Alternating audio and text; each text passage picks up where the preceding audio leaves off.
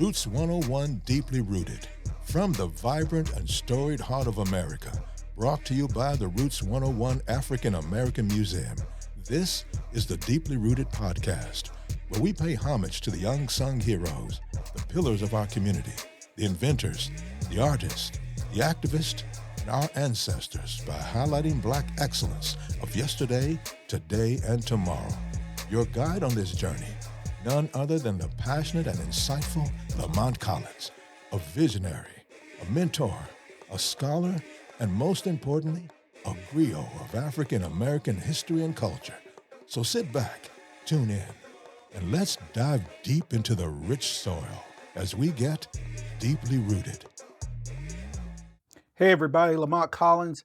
Thank you for coming to Deeply Rooted Podcast at Louisville, Kentucky at Roots 101 African American Museum. You know, at Roots 101, we say legacies matter. And sometimes you're around some people that's young, but they're building a legacy. And I had the opportunity to meet Joi, and I let her introduce herself to you. She's our first guest. Joi, tell them who you are. Yeah, my name is Joi McAtee, and I serve as the Executive Director of the Office of Equity at Louisville Metro Government. Great. And I've met you several times, and what I love so much about you was your passion. I always talk about being passionate, talking about being driven, purposely driven. Wow, I say it all the time. But anyway, divinely and purposely, I thank you about the business that you do. So tell us, what is equity and what is that position at Louisville at the downtown government? Yeah, so at our core, we're really focused on improving quality of life outcomes for all people to have the ability to thrive no matter their zip code, their gender, their race, their orientation. And, you know, a lot of that work involves us collaborating with Black and Brown-led organizations, making sure that there's the civic engagement on the part of residents that we're helping them to be engaged and involved in, and then making sure that there are resources also committed to those organizations that are serving minorities and marginalized communities. You know, you know, not tap dance, but when people say equity, they throw different things into the pot to explain what equity is. Different cultures, different zip codes. When you operate under equity, right, do you find at times when you focus on one particular group and somebody says, wait, that's not the group we want, or that never comes up? That's not the group we want. That's funny. It depends on, I don't know if I've ever had that specific question posed to me for someone to actually say that's not the group we want, right? I'm focused on folks who have been disproportionately marginalized out of opportunities and resources. And for what that is for the city, we know that's Black folks, brown folks, immigrant refugee folks who have come to this city, and we're trying to make sure that everyone gets their fair share of the pie. And of course there's some resistance to that, but you know, that's where we come in and that's where the fight is. Yeah, and then like, for instance, I remember one conversation I had, and it was dealing with resources, right? And my thing was resources in the west end of Louisville, which is our predominantly Black area, and then resources in downtown Louisville. Yeah. And downtown Louisville is where my particular business is located, right? And if we talk about I'm serving the community also, why can't I be considered both equity-driven, business-driven, and museum-driven? Why can I be in all three categories? Or maybe I'm not. I mean, maybe I am. I'm asking that question. But that's what I feel sometimes, that I'm lost in the shuffle just simply because of where I'm at. Yeah, I could see that. And you definitely are in all three of those buckets, right? I think, especially for this city, when we think about where most poverty is concentrated, we think about one particular area of the city. And I'm sure folks look at you and like, you got this fly museum in the heart of downtown Louisville in a great location. You must be doing great. But the truth of the matter is you still need access to resources and things like that. And you do provide a great benefit and service to the community. So you should be supported as such. And so, you know, with all that said, I hope that, you know, the support comes in from the benefactors in the community as well as from the city. Mm-hmm. So in your position, is it youth driven? Is it community driven, or a combination of all? It's a combination of all. You know, if we're talking about, again, we're specifically wanted to focus on marginalized and disenfranchised people, and that could be our elders in the community to our youth. right? And of course, I believe that our youth are our future. And so we've got to do more with involving them in the decision-making processes and how things are going. Do you find sometime that we do the same things we've done since 1969? We give one group crayons and paintings, we give another group of basketball, another group of football, but it's the same way we go about it. Do you find yourself wrestling with that? Yeah, yeah, I do. And I think we've got to be bold and to be innovative in the solutions that we're coming to the table with. I mean, our issues are only getting more difficult and more complex. And, I'm of the mind where, the more people that we're involving and bringing that to the table, the better things are, right? Like we are all connected, just as human beings. And then living in the city, I think, we can do more with making sure that I know that it's not always easy making sure that we are involving everybody, but it's worth it. It's worth taking that time to make sure that we're meeting the needs of the times and the struggles that we're still going through, or else we're going to be back in the same, cycle, same cycle of issues. And so, I'm really about solutions, purpose-driven solutions. And, I know we can do more as a city with coming together and doing that. And, I'm sure you've heard of kind of like the stratification between, the folks that are kind of in like this elite or considered to be in the elite class and folks that are in the grassroots. But at the same time, at the end of the day, we've got the same struggle, right? We're trying to make sure that what we deserve, we receive. I agree. I remember one conversation I was in, and I don't know how I took. Well, I know how I took it. And the conversation was, I had done something with the organization with the city, and they wanted to know my zip code of the kids that came in the museum. Yeah. And I understood why they needed the zip codes, but I also felt like if some zip codes don't come here, it's not like I'm not serving those zip codes. They choose not to come here. And I never wanted that to reflect on the worthiness of what we're doing. And I think sometime in a room, if it's not and nobody grabs every zip code, but maybe some organizations can because they have the endowments to do that, right? Or in my case, I know it's not about the museum, but about the conversation. But in my case, for instance, other museums may have endowments, right? And endowments will allow all schools in Jefferson County to come here because it's paid for. Or in our case, all these zip codes won't come here because they're not paid for. They only come here if the Board of Education has set aside money for equity and poverty departments and stuff like that, which when you look at statistics, I could never match up because it's free dollars on one side and freed up disbursement for me, if that makes sense? Yeah. So my thing is, how can someone look at that and say, we cannot say these kids are not coming here because the kids are coming here from other zip codes, they're paid to come here for free. And the other kids come here, they're paid, but it's a limited amount of money for paying for them. Yeah. So how do we look at that, or how do your department look at that and says, wait a minute, this is not a good measure to use long term on whether this or institution is serving our community? Yeah, I would hope there would be some revision to that, just because I think for the most part, when we're talking about grant dollars and funding, there are those zip codes that we are aware of that we want to make sure that we're really pouring into. But all Black people don't live in one zip code, right? And then especially as we're seeing this disbursement of folks across the city for various reasons out of the West End. They're going all across the city, even out to the East End. So we have to take that into consideration and come up with some ideas to make sure that we're able to serve those kids just as equally. So when you in your position, is it do you guys operate and let's call a meeting, let everybody throw it on the table, or strategic? Tell me, how do you guys get about what you're doing? Is it all pencil and paper, or you go more creative to what you're trying to do? More creative to what we're trying to do, right? Like we definitely believe in public-private partnerships, strategic partnerships, and mostly if the vision of your organization aligns with what we're trying to accomplish, we want to work with you, right? In no way do I feel like government can solve all of our issues, and in many ways, upon coming into this into this role, even starting back in October of 2021 as a project manager, coming off of everything that had happened with Breonna Taylor, my first thing was like, look, we have to reimagine this relationship between government and community, and we have to be at the forefront. And I thought the Office of Equity was in the perfect position to do that, of working to restore that trust.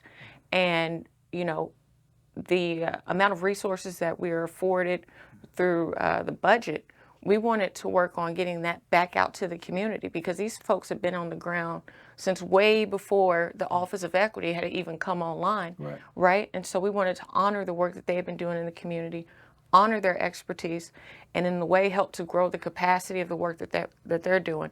We're a small office. We can't do very much, right? Like in terms of people power, but we have some resources and we have connections, and then we have the name of Metro government behind us, right? So I found that to be, you know, our strongest tool towards helping to push progress. You know, I love it when people say reimagine, because I always say, why do minorities have to reimagine what America has promised them? Yeah.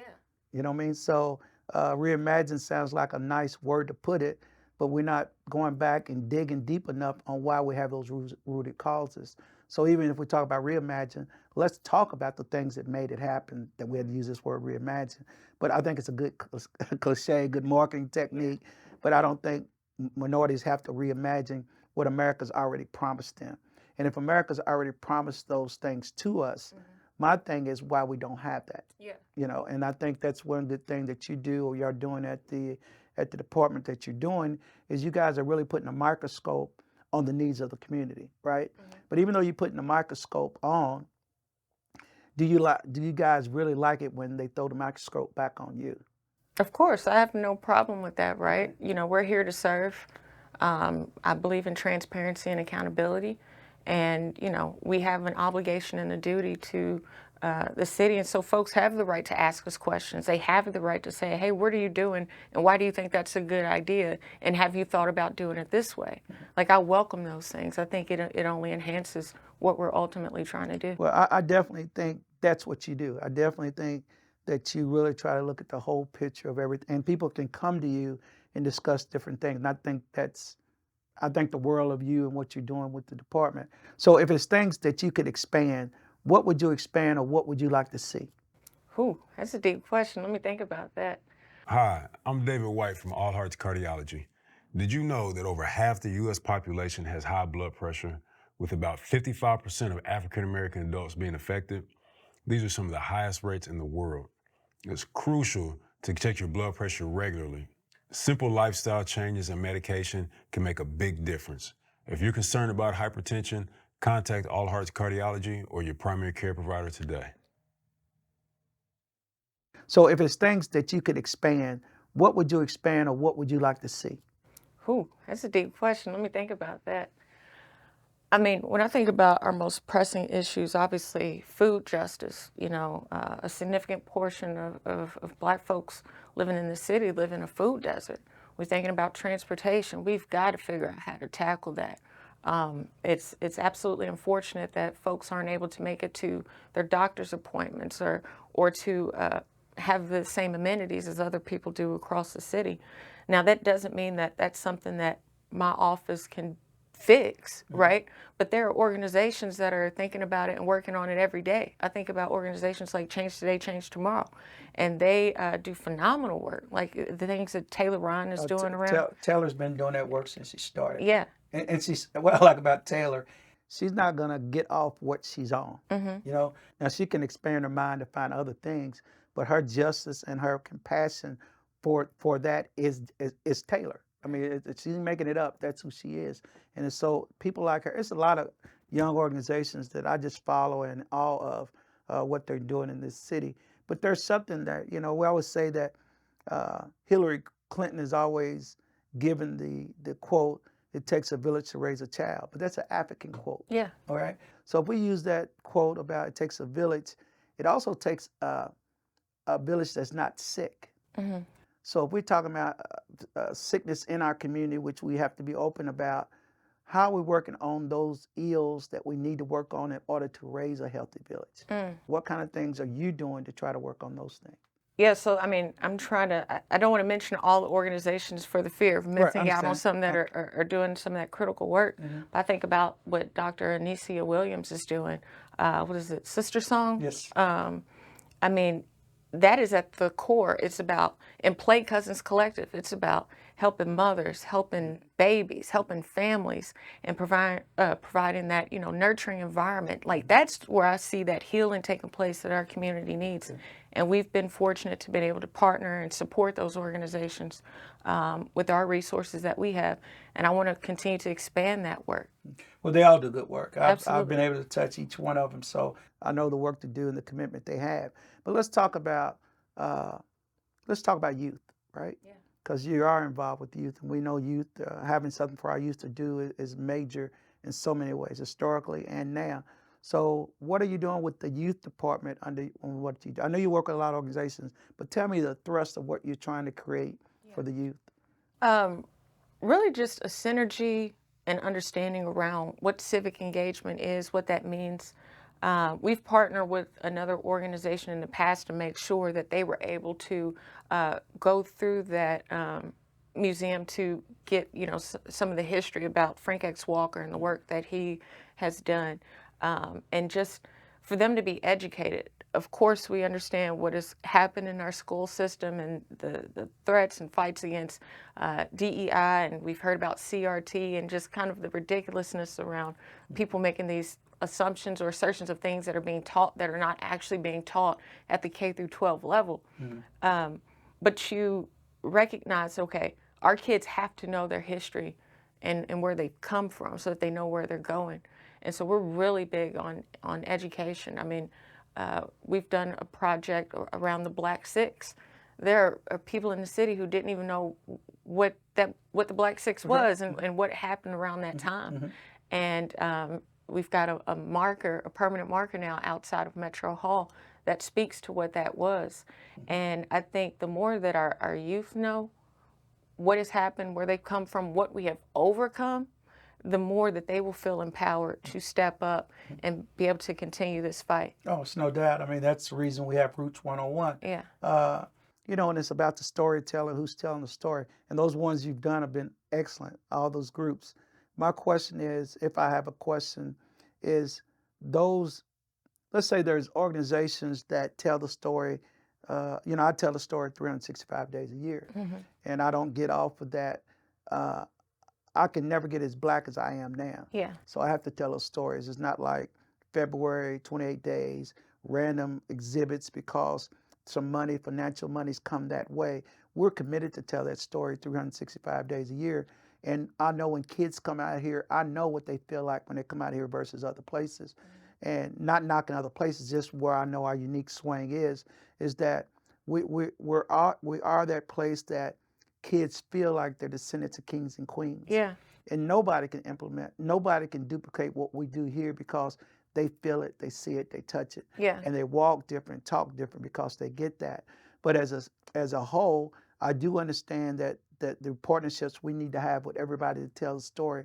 But I think some stories uniquely are our stories to tell. Yeah. And I think you feel that way, and city government feels that way. And I'm always happy when we can do something to tell that story. But even if we can't, I think the coolest thing about what we do at Roots is that I honestly can see kids walking different and talking different when they leave here. And I can be on the street, hey, Miss Lamont, wherever I'm at, like a rock star, which drives me crazy. But kids will actually get out of wherever they are and run to me Yeah. to talk about not me, but the experience they got at Roots Yeah. and how that experience has just opened their life up. And that's so rewarding for me. And I remember Joi, roughest time I had at the museum financially to stay alive, right? We came here after COVID and the whole works, the whole story. But I think that's the black story in black businesses, faith over financing. So we were faith over financing like anyone else. And I remember many days crying, not crying of failure, crying that the kids would never hear that story again. And that's something that when you take that home with you, Yeah. and you realize that it's not about you, but it's about what you building in a community, and people can't see that or don't support that, that's a hard thing to go through. Yeah. And that was my hardest thing about this museum. until I got to the place where, I'm not on autopilot, but I'm not in my pillow crying anymore. But when you're crying for kids and not crying for dollars, that's a whole different element. And that's the element that the museum's taking me to when I say purpose driven.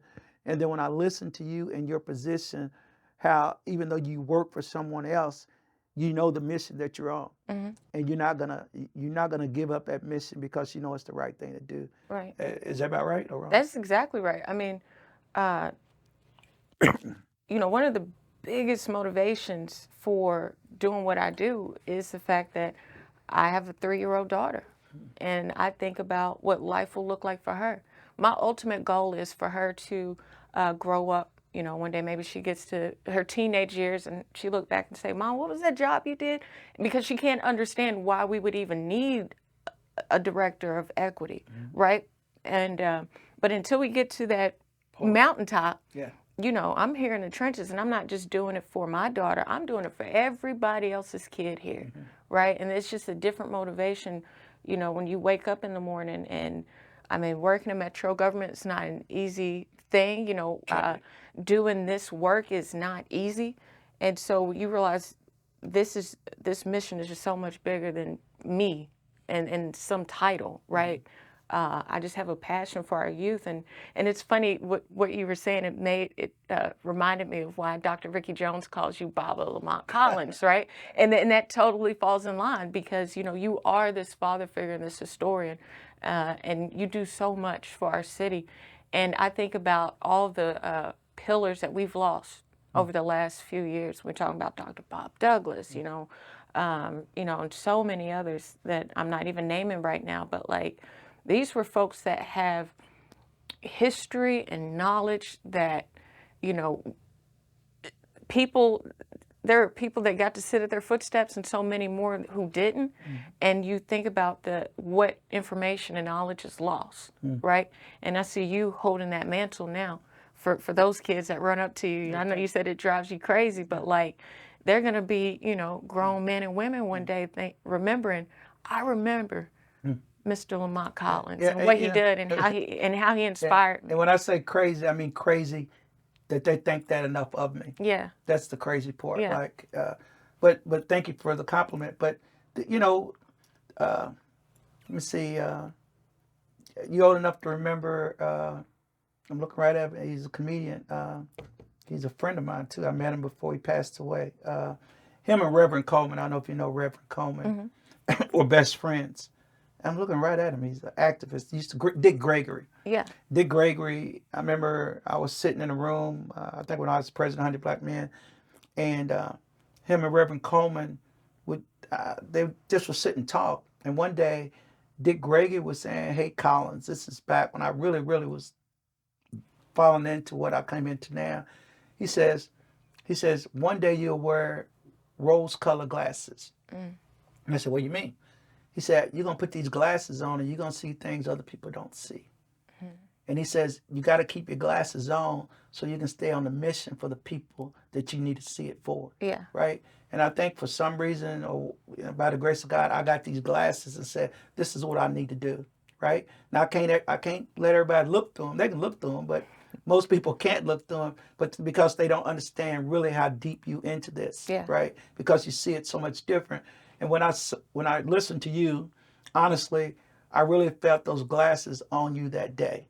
I love people saying Bob is cool to me, but it's when I can look at people. I always say here at Roots that the greatest king plants shade trees knowing he'll never sit up under. Yeah. And when you can plant those shade trees of knowledge, of wealth, understanding, family value, all those things, when you know that you're setting those shade trees, man, you feel different, right? And when I listen to you and when talking about the rose-colored glasses, I said, this young queen gets what her role is. And she gets that everybody may not like her. Everybody may not rock with her. And I think that's totally fine. It is what it is. Yeah, it is what it is. So, everybody don't rock and I'm cool with it. But I know what I got to do, right? And I'm never going to try to hurt what somebody else does. Right. And I think you that same person that you're gonna do what you have to do You're going to rock with those that want to rock, those that don't want to rock. It's cool. I wish you well. Wish you well and keep on going. And that's why I think what you're doing is so important in the city, and you're the right leader at the right time. And something I know that you don't think I know, in Louisville, it's about relationships in Louisville, right? And sometimes when you don't have good relationships with somebody else, they will make a point to try to destroy you on the other side. That's Louisville. Yeah. Right? So when I say that, I know when you got to that position, so many people that could not control you or did not understand you will come to you and say, don't rock with that person. And I know that had to be difficult, or you had to find your own way and own leadership. Is that about right? Yeah, that's right. Explain to me how that works. I mean, I feel like if you own what I'm on, then let's work together, right? Like, we do not have to be best friends. That we gotta disabuse ourselves from that. Like, okay, you may not like my approach, you may not understand my approach. That's totally fine. Are we about advancing Black folks and our status in this community? Cool. Let's do that, right? And it really takes all of us, you know, playing our part, right? Like, I can't do the things that other folks do, and vice versa. Just, you know, by nature of experience or the roles that we're in, it could be a myriad of things, right? But if we have the same common goal, then that's fine. And I'm not going to allow what someone else's opinion about someone else keep me from working with someone, like, right? Like, I can establish. But that's Louisville. And know that's that. it's so childish and silly. But it's just one of those things, and it's funny. It's like what I would hear about, but never understood at all until I got to this role, and then I was like, oh, okay, I see what you're saying. This is ridiculous, right? And that's true of all communities. Yeah. But it's definitely true of Black communities all over the city, and that's historical. Why we do what we do, and that's a whole different conversation. Yeah. But to be a young lady like you, a young mother, it's to me, it's your compassion to make this city better for all of us, right? And I think you carry that every day that you walk around. So if you had to say to a young Black young lady, young queen that wanted to take the role or take the mantle that you own now, how would you tell her what should she prepare herself to do in order to be Joi today? Because I'm sure it took a lot of life to make you who you are. I've definitely been through some things. I've had some experiences and some things that only God Himself could have brought me out of. But I also had the fortunate opportunity to be able to, for years, to be able to watch folks like Sadiqa Reynolds and Dr. Ricky Jones, and to follow the writings of, you know, like Philip Bailey and just different people, right? And I used to always ask myself, I wonder what I would do if I ever got in that position. I used to always ask, like, and I look up like 10 years later, and I'm here, and I get to answer that question every day, right? And it just takes a type of mental fortitude where you just have to know that you know that you know that what God has placed inside you can't no one take away. And no matter what comes your way, you can push and persevere through it. Like you say, you have that sign, rooted in faith. I mean, there have been days where I would just have to say, God, you need to figure this out. And I trust you to help me figure this out. And then I'm also trusting and leaning on community and folks who are also in this fight to help push me. And so many people have held me together and uplifted me and supported and encouraged me that that makes doing what I do possible. I mean, there's nothing that I'm doing in a vacuum. You know, I'm not any type of self-made person, right? I just think you have to know in your heart and your mind that you're just not going to let anything or anybody shift you from your mission. You know, talking to young people listening, you know, we all have different chapters in our life, right? And I always say that, you know, it takes chapters to write the book, but sometimes we have success and failure. Yeah. Do you ever talk to young people about success and failure, or your personal success and failure, so people know you still can make it? Absolutely. I mean, Lauren Muir hosted an amazing event here at Roots 101, and I spoke about some things that I had gone through. Yes, you did. And, you know, to me, where someone may look on that as some type of failure, to me, that's the best thing that ever happened to me. And that's probably weird for people to hear if they knew the story, and we could talk about that one day or something. But, you know, it just really emphasized even more why I'm here. Because not many people are able to make it out of that type of stuff. Yeah, I remember now, and I remember then, and I remember what you shared and how important it was to share it with young people. Yeah. I mean, I said, wow, and that was beautiful. We'll do that another day. But on this day, I think the main thing is that you was telling young people it's not over. Yeah, it's not over. It's not over. It's not over. And I can see it in your eyes now. Yeah. It's not over. And you know it's so much more that you can give. Yeah. And I think that's what makes you who you are. And I think that's why I wanted you on the museum, because I always talk about, like I said, planting the seeds. But if we were going to wrap up today and Joi was going to say to me, this is who I am, this is who I'm going to be, and this is what I'm going to leave on my monument, what would that be? Ooh, that's deep, brother. I don't even know if I've thought that far yet. You know, my grandmother has this saying that she would say all the time, and I've kind of picked it up, is I can, I am, and I'm going to, right? And no matter what that is, like, I can do it, I am going to do it, right? And nothing's going to stop me from doing that thing. I think it's just, I don't know. I think for me, at least right now, that page is still being written, right? But there are times where I've just had, you know, I'm looking around at everything that's going on, you know, at the local level, at the state level, nationally, in our world. And it's easy to feel, you know, disenchanted, to feel defeated, to want to just disengage. But, you know, you got to fight. You know, fight back. Sometimes I'm just standing there, you know, in the mirror, just Like Color yelling, Purple. fight Every back. day I got to fight. Yeah. Yeah. Because that's what it takes. Yeah. There were so many more people who had come before me who had to deal with just unimaginable circumstances.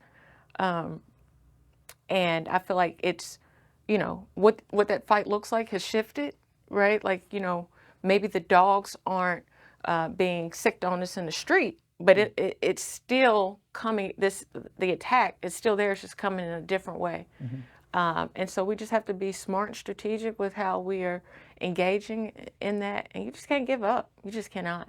And, you know, you might have to have those days where you just have to cry it out and scream, and but get up. Get up and keep going. Well, I'm glad you're here today. Like I said, this is healing process. No, this is not healing. That's my old show. This is deeply rooted. And I think we have gotten deeply rooted. I think we've touched some things and got down to it where people can see this show, or young people can see it and say, I can be her, or I love what she's trying to do for my city. Because really, you're doing it for the city. You're not doing it for you. You're doing it to make it better for young people in this city, and I applaud you for that. I appreciate that. So as we go out, this is Lamont Collins, Deeply Rooted. Thank you, thank you, thank you, and thank you again. I'm so glad that we got this show started again, and I couldn't ask for a better queen to be in here with me today. Strong, beautiful, and devoted to doing the right thing. Lamont Collins, Deeply Rooted. See you next week.